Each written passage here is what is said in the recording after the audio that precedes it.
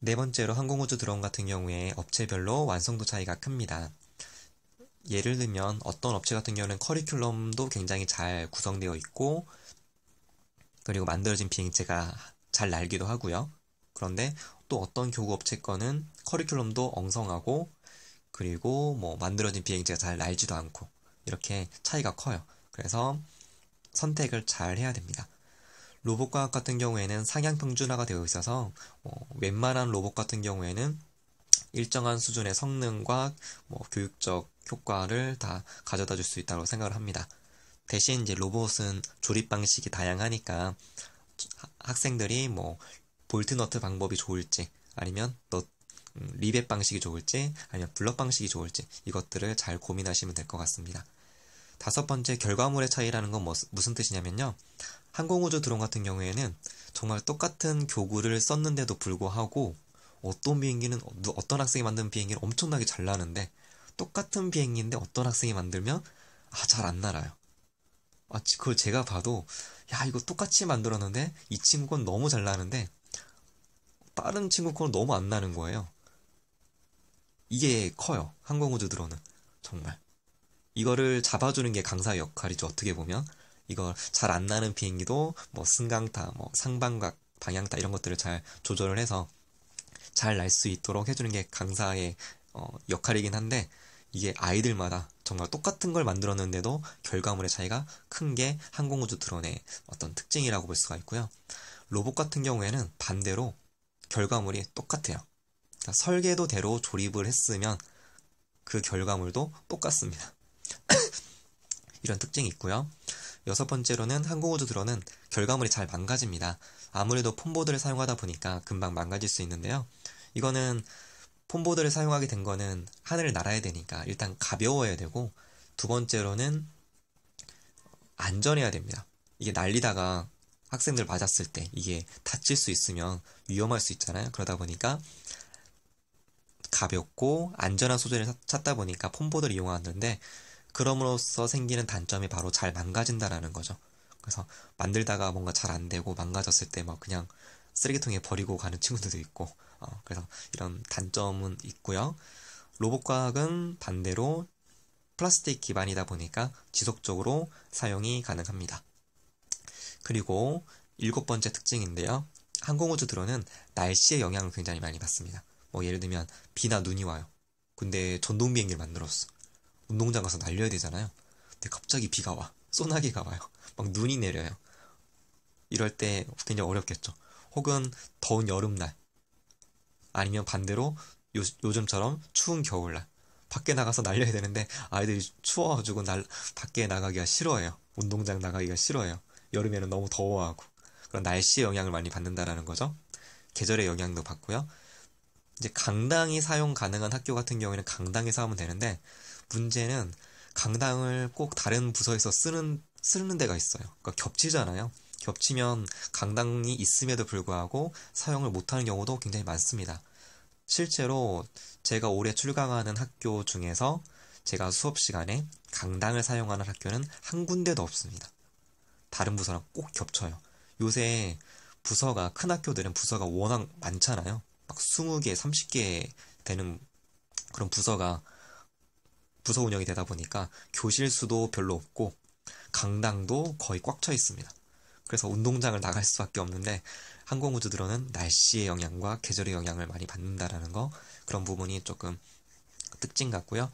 반면 로봇과학은 실내에서만 수업이 이루어지기 때문에 날씨, 계절 상관이 없습니다. 앞에서 살펴봤던 특징 외에 다른 부분에 대해서 이제 설명드리도록 할 텐데요. 먼저 항공우주 드론은 로봇과학에 비해서 만드는 거, 공작이 상대적으로 쉽습니다. 여기서 말하는 건 상대적이라는 거예요.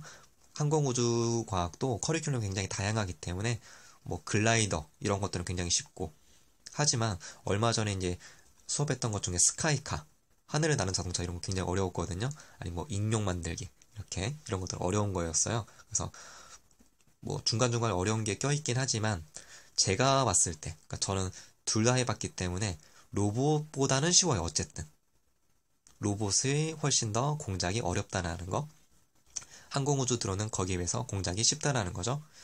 이게 이게 초등학교 고학년들이 되면 귀찮아 하더라고, 많이. 만드는 거를. 그래서 6학년인데 로봇 수업을 들어요. 그러면은 굉장히 귀찮아하는 경우가 있어요. 그러니까 만드는 자체를 귀찮아 하더라고요. 그런데 이제 항공우주 드론은 로봇에 비해서는 그래도 공작이 단순하고 쉽기 때문에 그런 친구들 같은 경우에는 로봇보다는 항공우주 드론이 좀 맞지 않나 싶습니다. 그리고 진입장벽이 낮음이라고 되어 있는데요. 이건 무슨 뜻이냐면 로봇 같은 경우에는 진입장벽이 높아요. 무슨 얘기냐? 부서가 굉장히 오래됐기 때문에 경력자가 굉장히 많습니다. 경력자가 많아서 경력자 틈 사이에서 내가 면접 봐서 서류 전형 통과하는 것도 쉽지가 않습니다. 로봇 같은 경우에는요. 반면 항공우주 드론은 로봇에 비해서는 부서가 생긴 지 별로 안 됐기 때문에 경력자가 그래도 있기는 하지만 로봇에 비해서는 그래도 덜하기 때문에 진입장벽이 좀 낮죠. 그리고 항공우주 드론 같은 경우에는 청소가 문제가 됩니다. 네, 굉장히 그 우드락 이런 거 만들고 남은 여분에 대한 그 부품들이 굉장히 많이 나오기 때문에 청소를 좀 수업 끝난 다음에 좀 길게 해야 돼요. 상대적으로. 로봇 같은 경우에는 반면 어떤 다른 특징이 있냐면 학교에서 교구를 안 바꾸려고 해요. 예를 들면 학교 공고를 내는데 이렇게 내요. 우리 학교는 로봇을 로보로보 제품을 사용합니다. 로보로보 쓰시는 강사님들만 지원하세요 라는 뜻이죠. 왜 그러냐면 교구를 바꾸게 되면 기존에 하던 학생들이 문제가 되잖아요. 처음부터 나가야 되는데. 그래서 로봇 같은 경우에는 교구를 학교에서 웬만하면 바꾸려고 하지 않기 때문에 이런 부분이 조금 문제가 될 수 있습니다. 그리고 두 번째, 요즘 코딩이 핫하죠. 뭐 드론으로도 코딩이 가능하고 그다음에 과학 실험으로도 코딩이 가능한데 제가 봤을 때는 로봇을 기반으로 한 코딩이 가장 다양성도 있고 완성도도 있고 굉장히 좋습니다. 그래서 로봇 과학은 코딩을 통해서라도 앞으로 발전될 가능성이 굉장히 높다라고 생각이 듭니다. 경쟁력도 있고요.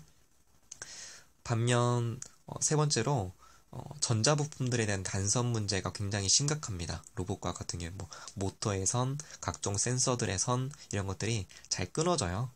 끊어지면 이거를 다 AES 해줘야 되잖아요. 그러니까 AES가 좀 문제가 될 수 있습니다. 그래서 AES 잘 되는 그런 교구를 선정을 해야 됩니다. 그리고 로봇과학 같은 경우에는 아무래도 이런 메인보드를 이용하고 소프트웨어를 활용하다 보니까 오류가 조금씩 있을 수 있거든요. 그러다 보니까 그런 오류가 있다는 점, 그런 부분들이 이제 특징이고요. 그다음에 아까 말씀드렸듯이 진입 장벽은 높습니다. 가격을 볼게요. 이제 마지막으로 항공우주 드론은 현재 약 제일 싼 데는 한 달 기준으로 2만원에서 25,000원으로 구성되어 있습니다. 그래서 3개월 기준으로 하면 6만원에서 75,000원이라고 보면 되고요. 로봇과학은 제일 싼 데가 75,000원. 왜냐면 로봇은 교구가 다양한데 교구마다 가격이 천차만별이에요. 그래서 싼 학교는 75,000원, 싼 로봇을 사용하는 학교는 75,000원, 비싼 로봇을 사용하는 학교는 85,000원까지 형성되어 있더라고요. 이거는 로봇은 3개월을 씁니다. 한 교구를 사용하게 되면. 그러면 3개월로 놓고 보면 항공우주에 비해서 로봇이 약 15,000원 정도? 만원에서 15,000원 정도 조금 비싸다고 볼 수가 있죠. 근데 좀 저는 다르게 생각을 합니다. 어떻게 생각하냐면 로봇은 일단 첫 번째 중고로 판매가 가능합니다.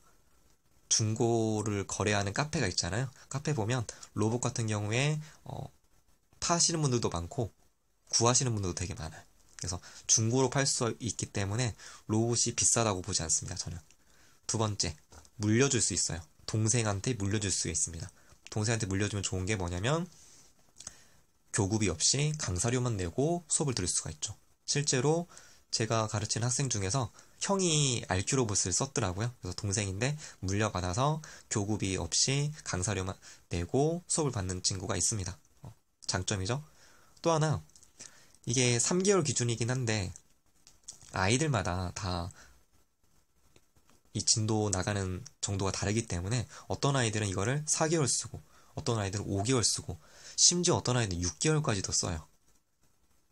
막 창작을 너무 좋아해가지고 막 창작만 하는데 뭐 거의 막 6개월도 써요. 그러면 그 친구는 교구 하나 사용해서 그 하나 가지고 6개월을 쓰는 거죠. 그렇게 보면 훨씬 더 교구비가 제가 봤을 때는 저렴합니다. 자, 그럼 이제 마지막 결론을 내볼게요. 항공우주 드론과 로봇과학을 비교해 봤는데 이것은 어떤 게 좋고 어떤 게 나쁘다라고 말하고 싶은 게 아니라 결론은 이거는 하나의 기호의 차이다, 성향의 차이다라고 보여집니다. 어떤 사람은 야구를 좋아하는 사람도 있고 어떤 사람은 농구를 좋아하는 사람도 있죠. 야구를 좋아하는 게 나쁜 것도 아니고 농구가 무조건 좋은 것도 아닙니다. 그냥 개인의 성향의 차이인 거죠. 항공우주 드론이 맞는 학생이 있고 로봇과학이 맞는 학생이 있는 거고요. 항공우주 드론이 맞는 강사님이 있고 로봇과학 수업이 맞는 강사님이 있습니다. 그러니까 이 영상을 보시고 성향에 맞게 선택하면 되는 거지 어떤 게 좋다 나쁘다를 말하고자 하는 것이 아니었음을 잘 이해해 주시기를 부탁을 드립니다. 이상 마치겠습니다.